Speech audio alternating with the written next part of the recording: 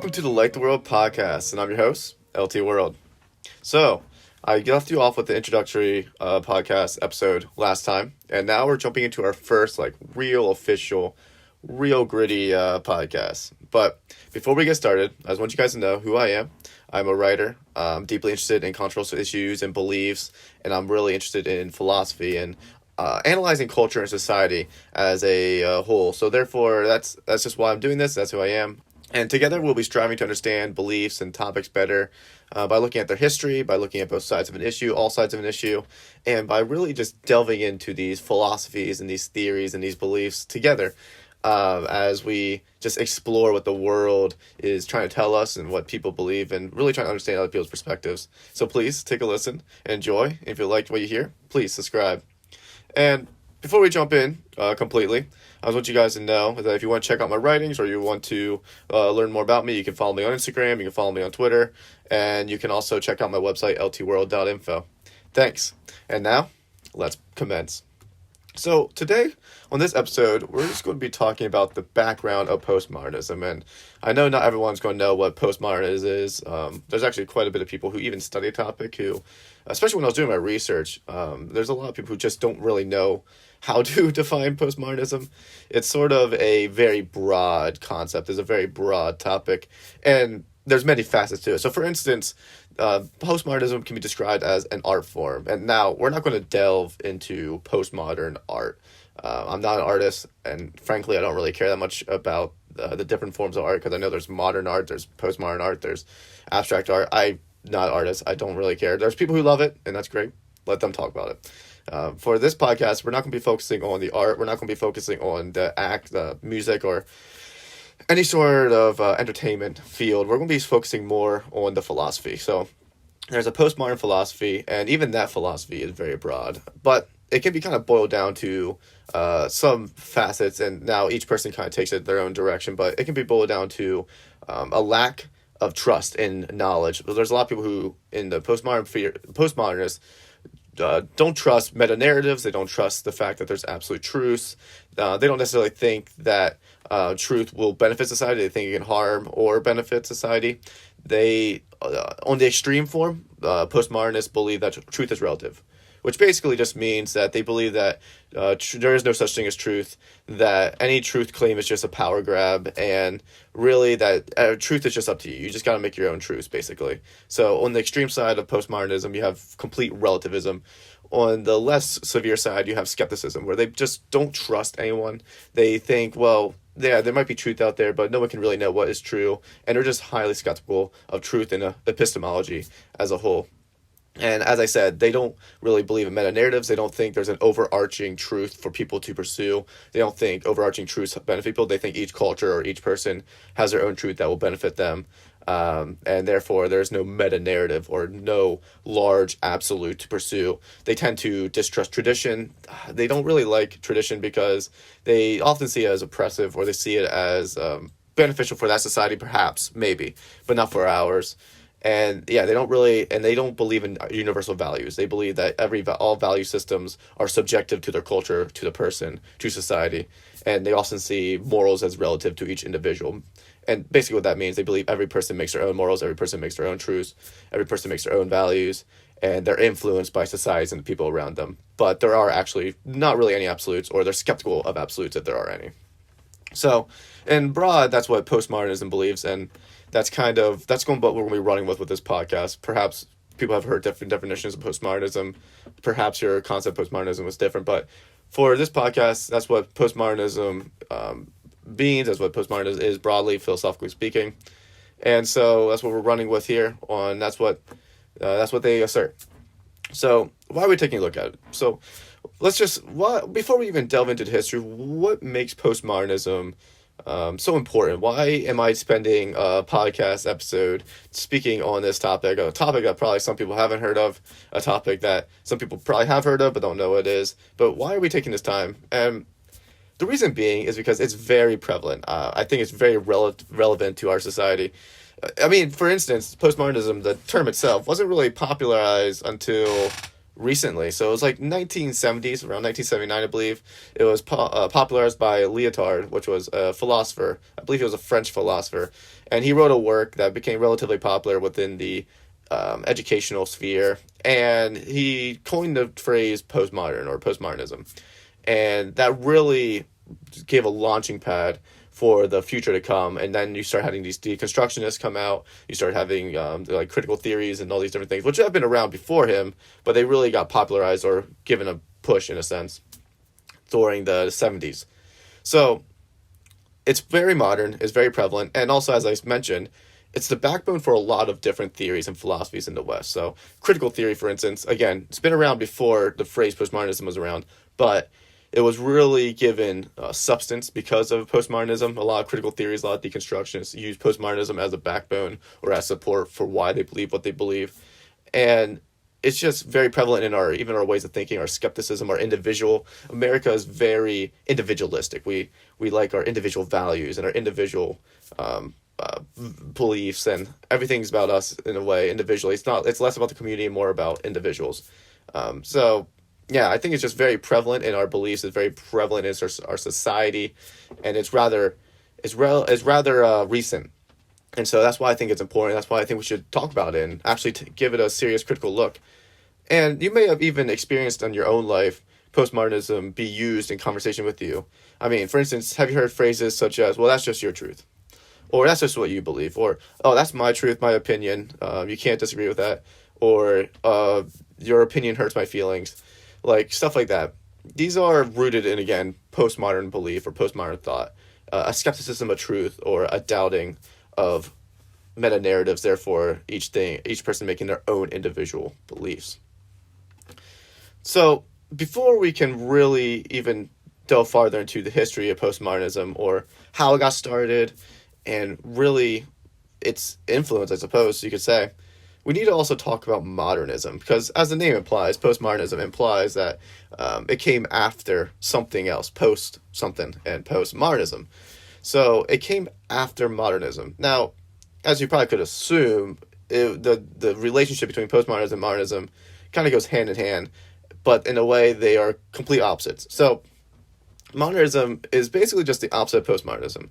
It was a confidence in human reasoning. A lot of modernists believe that humans have rational minds, that they can understand the world, and they can gain knowledge, and that they believe that truth was noble. They believed in some sort of meta-narratives, or they believed in absolutes. And they also believed heavily and relied heavily on scientific empiricism, or the belief that scientific studies can help us understand the world better. And therefore, through scientific studies and through even philosophy, we can have a true understanding of our world, a true understanding of metaphysics, of physics, and we can have a true understanding of through knowledge, through reason. And they had confidence that this human reason would lead to a better society. So they believed that as people pursue truth, as people use science and these other means like philosophy and these other studies like history and all these different things, that it would actually better society in the long run. And they believed in meta-narratives. They believed that truth was absolute. They believed that truth was universal. They believed in universal morals, universal values, by and large, on the most part. And they believed that, that everything that they study and learn could be applied to multiple cultures across the world. And therefore, studying in human reason was very important, not just for the individual, but for everyone. And it really bucked the system of their day, and we'll kind of jump into that, but that's kind of the broad idea of modernism. Again, modernism is very similar to postmodernism. It's very broad. There's a lot of angles you can take, even philosophically, and it also has an art form. There's a modern art and stuff like that. But again, we're going to stick with the main tenets of the philosophy and look into those as we go farther into this study. So now that we have a sort of an understanding of what postmodernism is and what modernism is, now let's kind of go into a little brief history. We can have a crash course history with LT World here. So when did modernism begin? Because if we're going to talk about postmodernism again, as I said, we need to have a little bit of understanding what modernism is and how it got started. And so since we know what modernism is, or at least have the base tenets, again, we could go many directions with this. A quick history of modernism is it started off in sort of the Enlightenment era. Now, there's obviously things leading into the Enlightenment era that got the Enlightenment era started, but we're just going to stick with the Enlightenment era. So during the Enlightenment era period, there was the printing press. The printing press was invented around 1420, 1400s. It was somewhere in the 1400s era. And then it became more popular. They built more printing press because, man, it was a way to get the word out there. And a lot of Enlightenment thinkers used the printing press in around the late 1600s, 1700s era, around that time period. They used the printing press to get out their thoughts or get out their books, get out their writings, get out their texts. And these modern thinkers included people like John Locke. They included people like David Hume. I can't think of all the names off the top of my head, but those are some of they included some thinkers like that. Some big names you might have heard of in growing up in school. And what they did, what made the modern thinkers unique in their time period, was they challenged the current worldview. So, in a lot of ways, as postmodernists, as we'll see, challenged modernists, modernists challenged their current worldview. So, at the time, before the Enlightenment period, was the Dark Ages.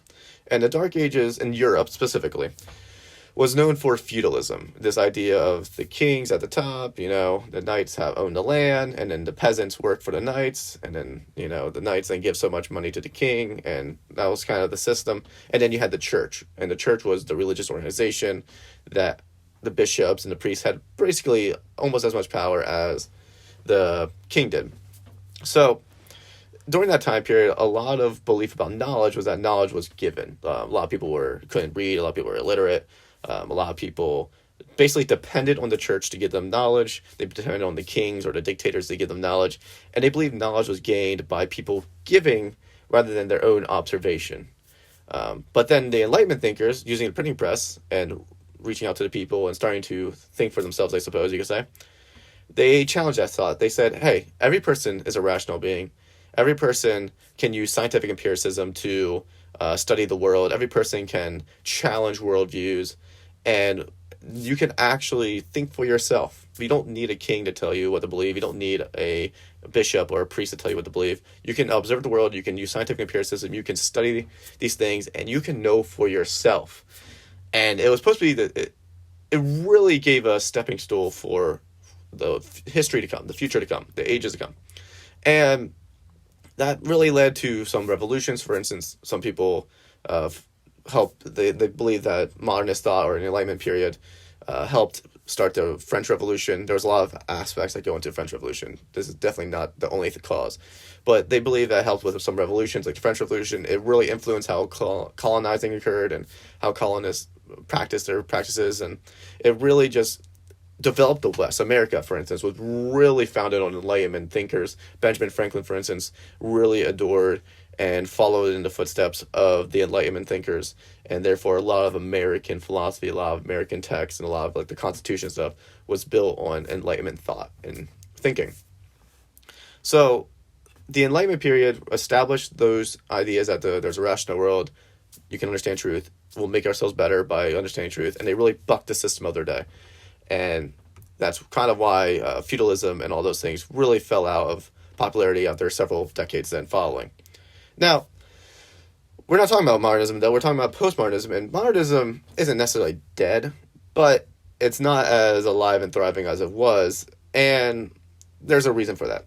So, postmodernism, just go down a couple centuries after the Enlightenment period, you get into the 19th to 20th century.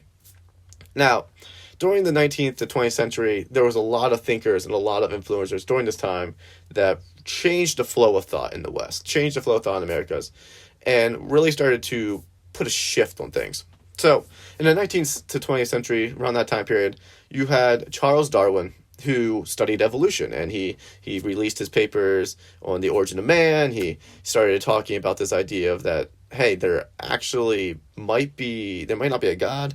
He started proposing this idea of evolution, and that really put a lot of people into question. So, up to this point, there was a lot of assumption, especially in the West, that at least there was a deistic God. For instance, Benjamin Franklin, as I mentioned earlier, he was a deist. He believed there was a God, but he believed the God wasn't involved in the world at all.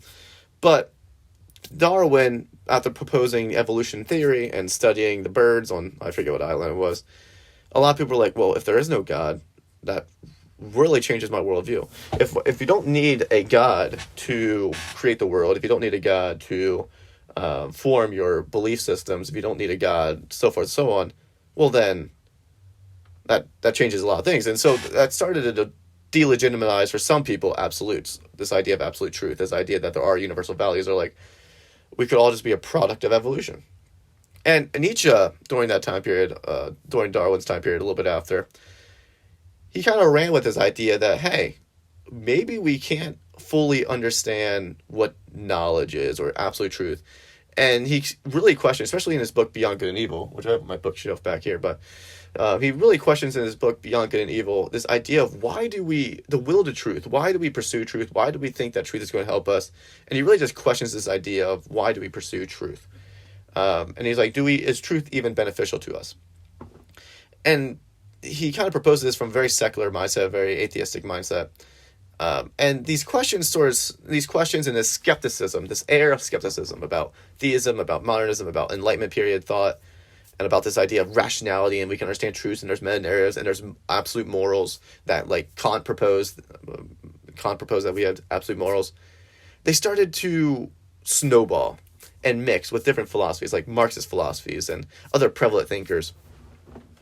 And this really started to shake the theistic ground of the West. It really started to shake the modern philosophies of the West and the trust in Enlightenment thought, which then led into the bubble popping around the mid-20th century, roughly. So a lot of people believe that modernism kind of the Enlightenment thought and modernism kind of stuck around until around World War II. And now this is when you kind of start seeing the art to change. So in World War II, artists, I know I wasn't going to talk about this, but modern art kind of shift to postmodern art around that era. And you also see a change in philosophy because, as we established earlier, modernists propose that if we pursue truth, that all beings are rational, and if we all study science, philosophy, and we gain more truth, the world will actually become better. And since truth is universal, since there are absolutes, that our world will improve, that truth is beneficial for everyone, that everyone will benefit from studying, and therefore we're going to eventually reach a better world. But World War II hit just after World War One, and people were jaded. People were like, oh my word, we've been studying science, we've been studying all these things, and our world sucks. Our world isn't the utopia that we expected it to be.